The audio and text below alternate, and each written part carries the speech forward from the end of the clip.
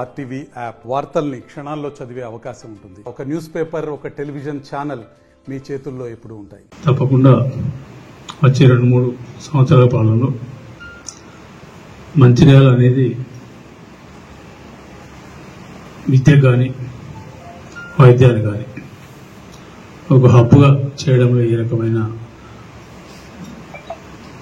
ఇబ్బందులు ఖచ్చితంగా జరుగుతుంది. దాంతోపాటు ఇండస్ట్రియల్ కారిడార్ కూడా శాంక్షన్ అయింది, ఐటీ పార్క్ కూడా శాంక్షన్ అయింది. అది కూడా ఇంకొకటి అంటే ఇప్పుడు ఆల్రెడీ కార్యక్రమం స్టార్ట్ అయింది, పేమెంట్ అయిపోయింది. ఆల్మోస్ట్ 90% మంది పేమెంట్స్ అయిపోయినాయి.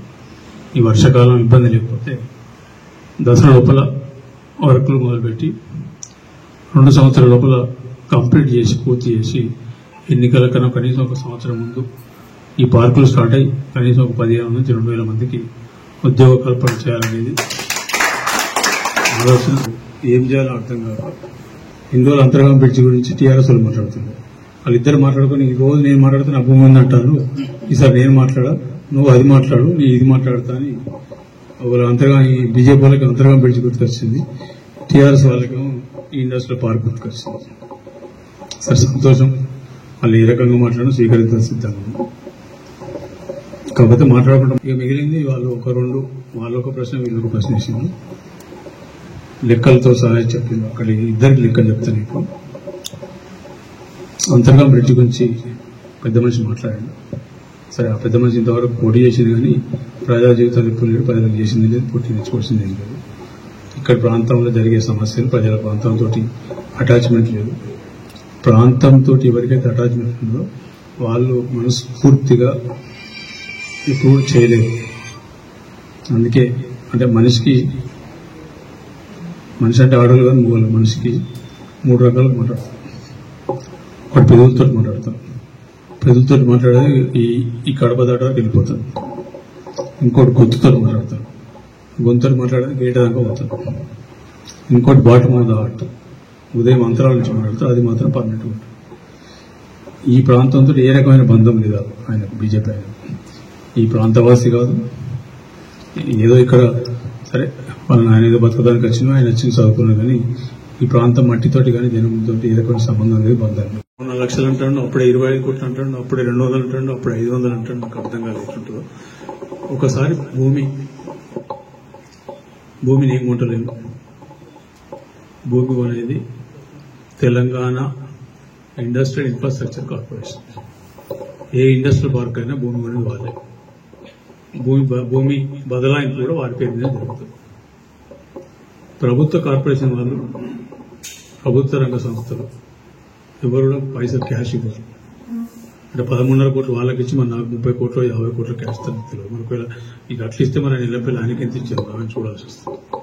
సో నాకున్న పరిజ్ఞానం ప్రకారం ప్రభుత్వ సంస్థలు కూడా క్యాష్ రూపాయలు ఇవ్వవు. ఇది మొదటి. రెండోది, ఇంకొక మాట చెప్తాను, ఇచ్చేది 13.5 లక్షలు అవుతుంది. అది మొత్తం అసైన్మెంట్ భూమి, ప్రభుత్వ అసైన్మెంట్ భూమి.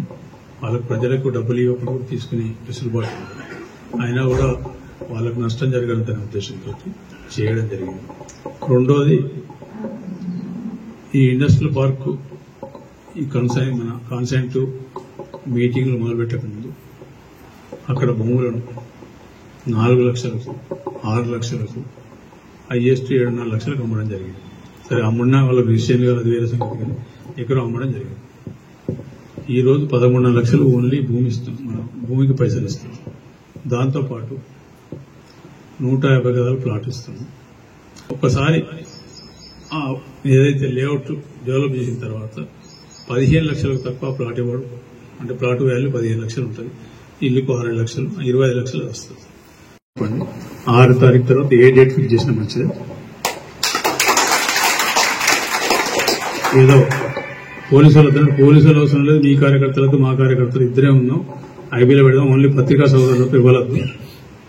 నేను కాగితం దేను, కలం దేను, క్యాలిక్యులేటర్ దేను, బుక్ దేను, బట్టి వస్తాను. అవసరం లేదు. నాది హామీ. అక్కడ ఏ రకమైన గొడవలు ఎవరు మాట్లాడరు.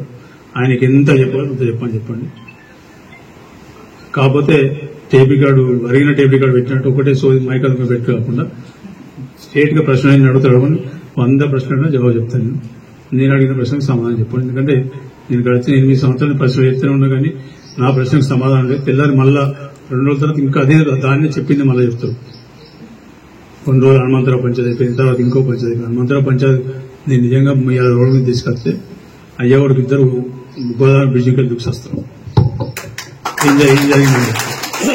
ఏం జరిగిందో చెప్తే ఎక్కడ ఎవరు జరిగింది, ఎవరు ఉన్నారు, ఆ సంఘటన ఎవరు ఉన్నారు, ఎందుకు జరిగింది, ఎన్నడూ చనిపోయాడు, ఆయన చనిపోకముందు ఏ భూమి రిజిస్టర్ చేసిండు, ఏ భూమి ట్రాన్స్ఫర్ చేసిండు, ఎవరి పేరు మీద ట్రాన్స్ఫర్ చేయించిండు, అవన్నీ నేను ఆ లెవెల్కి పోతే ఇద్దరు మన అయ్యా కొడుకు తమ్ముడు కూడా ముగ్గురు గోదావరి బ్రిడ్జికి వెళ్ళి దురికి సావాలి. 2018 ఎన్నికలలో ఒక ఆడియో టేప్ నా దగ్గరకు వచ్చింది. ఎలక్షన్ కన్నా 5 రోజులు. ఆ ఆడియో టేప్ పెడితే ఆ విజిత్గా నీ భాగవతం ఉంది. ఆ భాగవతం ఆడియో టేప్ పెడితే వాళ్ళిద్దరు ఎన్నికల చూడు పారిపోవాలి. మా వాళ్ళు వచ్చి చేయమంటే దగ్గర వాళ్ళు చెప్తే అన్నద్దు, సరే గెలిచి ఎన్నికలు గెలుతాం కొడతాం కానీ ఇంత ఈ లెవెల్కి దిగజారి మనం చేయొద్దు అని చెప్పి చేయాలండి. ఇండియాలో కూడా ఆడియో టేప్ నాకు ఇండియాలో వేయలేదు. 2018 ఎన్నికలకు 5 రోజుల ముందు వచ్చింది. పార్టీలను ముట్టే లేదు, గీయాన్ని చేసేది ఏముందండి. నువ్వు అధికారం ఉన్నప్పుడు మా అక్క చెల్లెలకు వీళ్ళందరూ పోయి 2000 మంది ఇంటి మీద పడితే దిక్కు దశ లేదు నీకు. అది నువ్వు ఎమ్మెల్యే ఉన్నావు, అప్పుడే ఏం చేయాలని ఇప్పుడు నువ్వట భూములు గుంజుకుంటావట.